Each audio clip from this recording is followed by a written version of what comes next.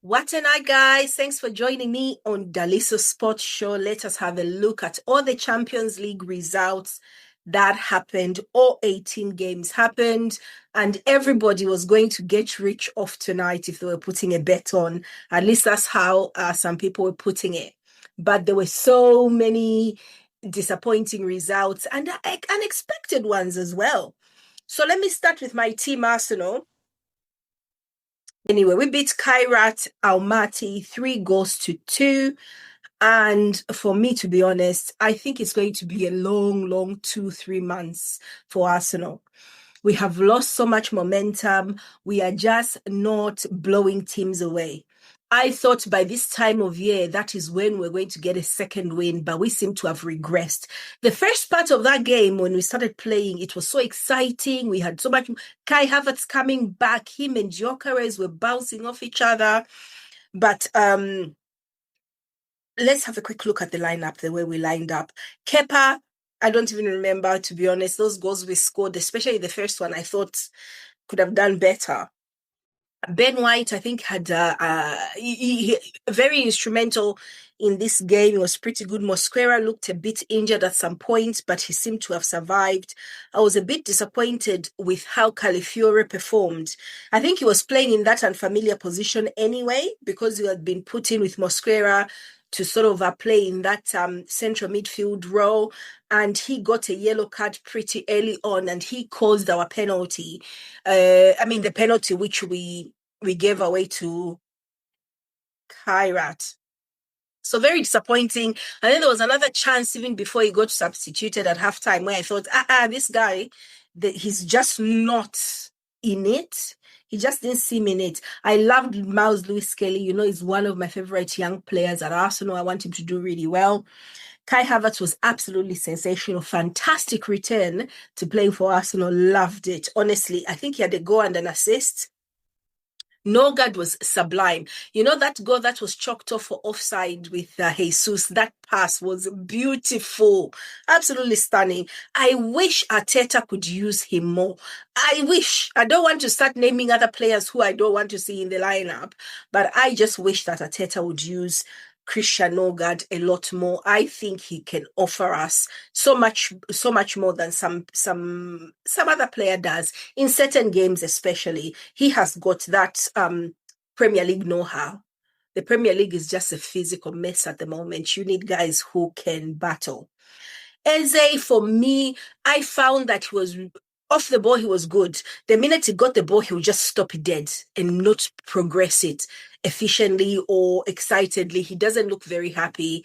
But at the end of the day, you need to be a lot more, I don't even know how to put it. You need to move the ball a bit better. He played the full 90, but I feel like he could have been a lot more positive.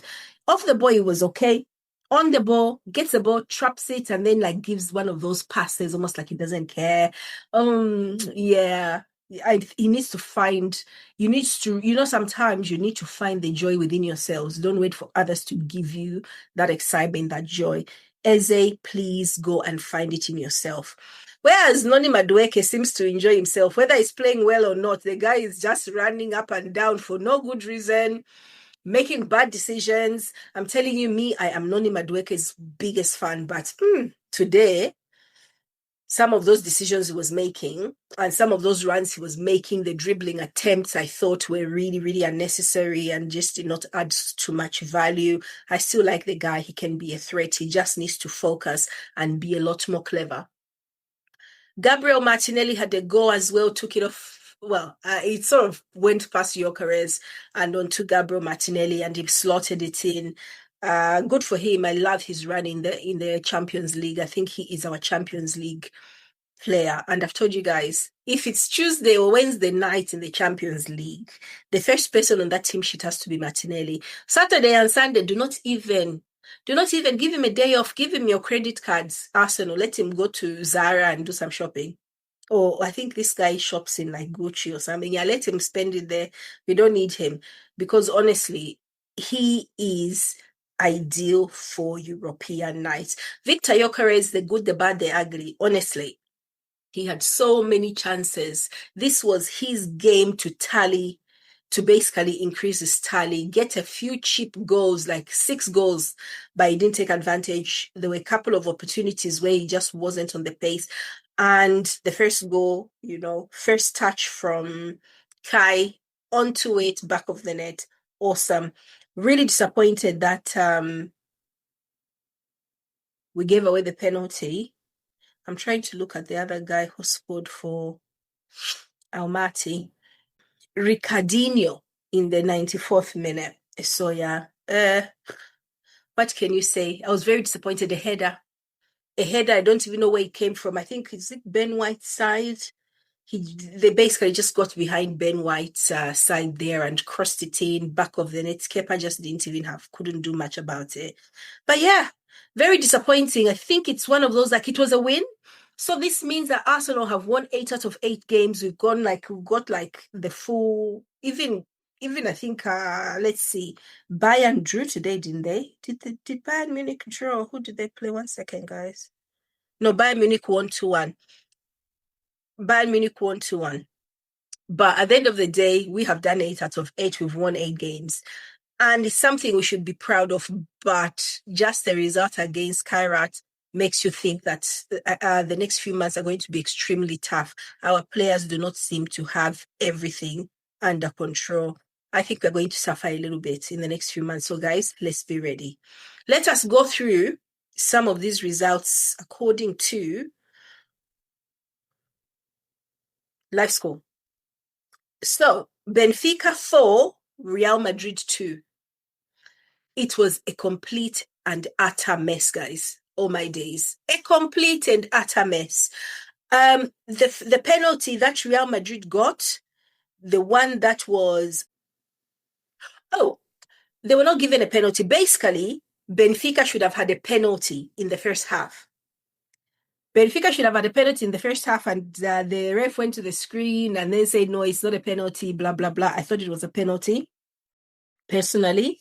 And then Mbappe opens the scoring, pretty good goal. A few minutes later, this shell drop guy scores to make it 1-1. And I'm thinking, oh yeah, I actually celebrated, because to be honest, I thought Real Madrid are going to win, so I was actually teasing, thinking it was a harmless tease. Then we had a penalty to make it 2-1 from Pavlidis, and then it's like 2-1, then it goes to 3-1. And I'm thinking, hell no, what are you doing, Real Madrid? What is wrong with you? Because, come on. But at this point, Benfica, they were being strategic. Real Madrid's lineup was shocking. In terms of, like, I'm thinking, your creativity is zero. They're starting Constantino quite a lot. And I'm thinking, you know what? You need to put Rodrigo on. And the minute Rodrigo came on, he started creating some chances. But to be fair, for me, Rodrigo is best when he is on that left wing, personally. He can play right wing, but on that left wing, like where Martinelli lives for Arsenal, put Rodrigo there, things are going to happen. And that is what we wanted Rodrigo for if he came to Arsenal, would have been to put him on that side so that he could replace Martinelli. He is fantastic there. But at Real Madrid, since they've decided to coach themselves and they've got this guy who doesn't argue with them, anyway, their fortunes are in the bin. So at that point now, Mbappe scores with a beautiful header, actually. I was really surprised. Although, to be fair, it was a beautiful header, but the defenders for Benfica were sleeping. And it became 3-2. So now we are thinking, okay, this is getting messy. It's in extra time. Things are happening. Marseille game is over. They basically are going to go through because of goal difference. And it seemed to have slipped through to the Benfica bench to say, you guys, if we score one more goal, we are going to go through. And of course, all of us were watching that, weren't we? And then, like, they have is it a free kick that was coming in or a corner? Was it a free kick? Anyway, it was a set piece. And the keeper, it was a free kick. A keeper is there. Honestly, I could not believe it. How many times have we watched those scenarios where the keeper comes out to be part of the corner kick, a set piece routine, and he scores? Hardly ever happens, but it was absolutely incredible. The only thing I could say for Real Madrid is like, you know what, losing 4-2, it doesn't really, you were already going to miss out on the top 8, but letting Benfica go out like that and your former manager Mourinho do that was yeah, you gave us some entertainment, but very disappointing. 4 goals to 2. Who does that, honestly? But it says a lot about what's going to happen. And then let's have a quick run through the other results. Monaco Juventus ended 0-0. Weird. I thought it would have a go in there at least. Ajax 1, Olympiacos 2, Athletic Club 2, Sporting 3. And then Atletico Madrid 1, Bodø Glimt 2. This Bodø Glimt team, you remember they beat Man City last week, 3-1. So they are pretty decent. They seem to have something about them. And then Barcelona 4, Copenhagen 1. I think Copenhagen scored first and it looked really precarious. Let's see who scored. Lewandowski, Yamal, Lamine Yamal, Rafinha, penalty, and Rashford 85. Rashford's having a great time at Barcelona, isn't he? Bayern Leverkusen 3, Villarreal 0. I don't have a clue. Let's see who started. I don't have a clue what's happening to Villarreal, but they are really, really struggling. And Thomas Partey started as well, so he's not functioning very well. And from what I hear, they're letting him go after this end of the season. So, yeah, he's finished. Borussia Dortmund 0, Inter 2. Who scored for Inter? Dimarco and Diouf. Okay. He hammered them last week. Club Brugge beat Marseille 3-0. Let's see who started for Marseille. Did our boy start?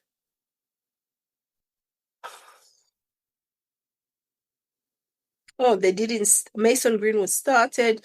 They basically Højbjerg, Murillo. Oh, Aubameyang didn't start. They make some very bad decisions, don't they? Marseille, very bad decisions. Anyway. Frankfurt lost 2-0 to Tottenham Hotspur. I think we expected that. Tottenham have been decent in Europe. It's just the Premier League where they're a bit hit and miss. And I'm sure they're going to get tanked against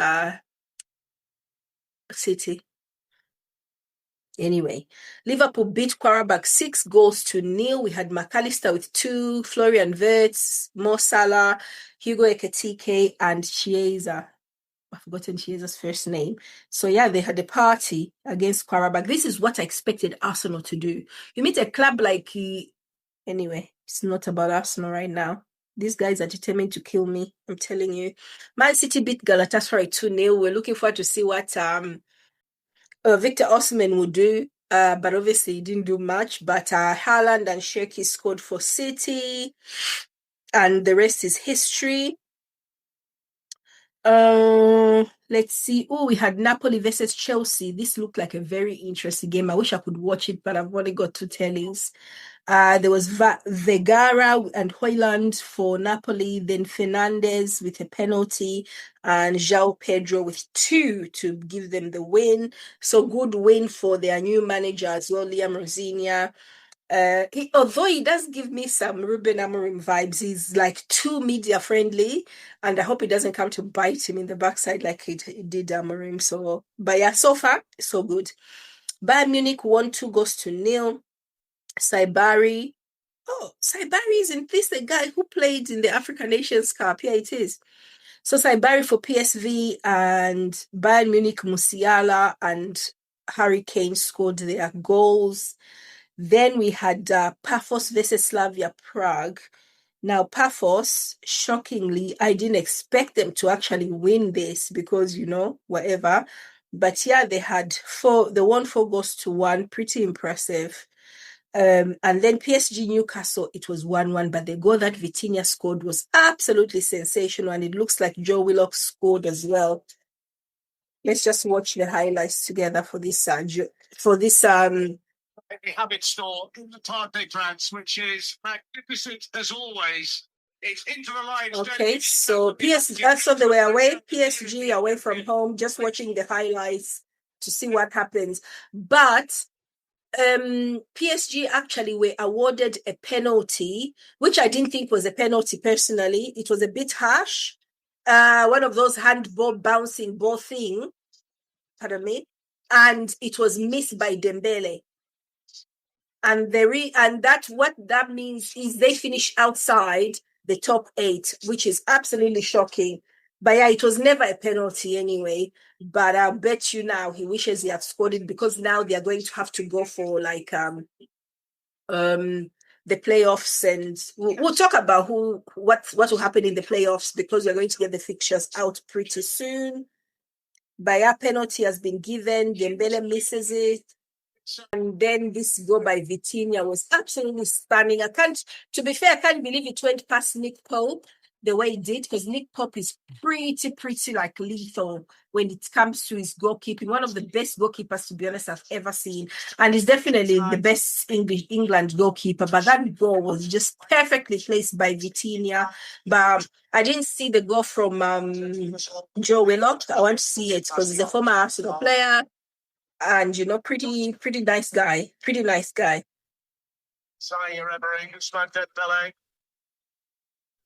Yes, so Dan Burns chucks a ball in.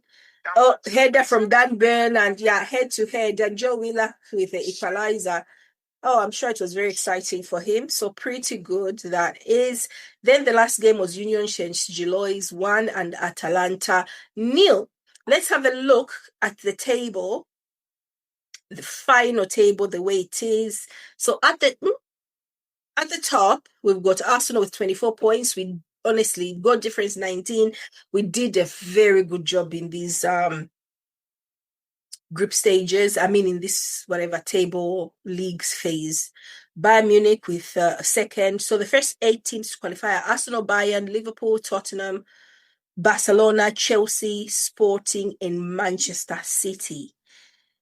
Just outside that are Real Madrid, Inter Milan, PSG, Newcastle United, Juventus, Atlético Madrid, Atalanta, Bayer Leverkusen, Borussia Dortmund, Olympiacos, Club Brugge, Galatasaray, Monaco, Qarabag, Bodø, Glimt, and Benfica, who shocked Real Madrid. The guys who are not going to be continuing this past this stage are Marseille, Pafos, Union Saint-Gilloise, PSV, Club Athletic Bilbao, very nice team, but not, whatever. Napoli, Copenhagen, Ajax, Frankfurt, Slavia Prague, Villarreal, and Kairat Almaty, who finished with 1 point from all the 8 games. So in terms of, the blue guys, so the top 8 will go straight into the group stages. The other guys are going to go into, what am I doing this for? Are going to have to do qualifications to the quarterfinals. So yeah, interesting. So yeah, the first 16, they're going to play amongst each other, and then to decide who they're going to play afterwards. But otherwise, I am proud that Arsenal did 8 out of 8. I am not so proud of our performance today because, first of all, the game actually looked worse when our first team guys came on, when our captain came on. They started this sideways nonsense. So as much as we have got a lot of good things to talk about, we also have some negative things I think we need to be aware of. And we just need to show up our hearts and our defenses. I think Arsenal are about to go through a very tough time at the moment. We are going to have to scrape through a lot, and Arteta will have to make some hard decisions because there's some players in this squad who basically do not have the mentality, I think, to scrape and to fight. It's all about the prettiness and stuff, but we do need to have some really, really rough and ready players to get us through this slump that we are going through. Right, guys, let me know what you think, especially the Real Madrid game. How did you feel when all those things were happening? I was super shocked. Arsenal, Madrid, most of all the British sides are through, I think, to qualifiers, either through directly or into the playoffs. So it's all good on the English side. Everyone else, on the other hand, we'll see later. Right, guys, that is me for the roundup for the UCL for this time, and I will catch up with you once we know who is actually going to be playing who in the playoff stage. Right. Thank you so much. I'll talk to you soon. Bye-bye.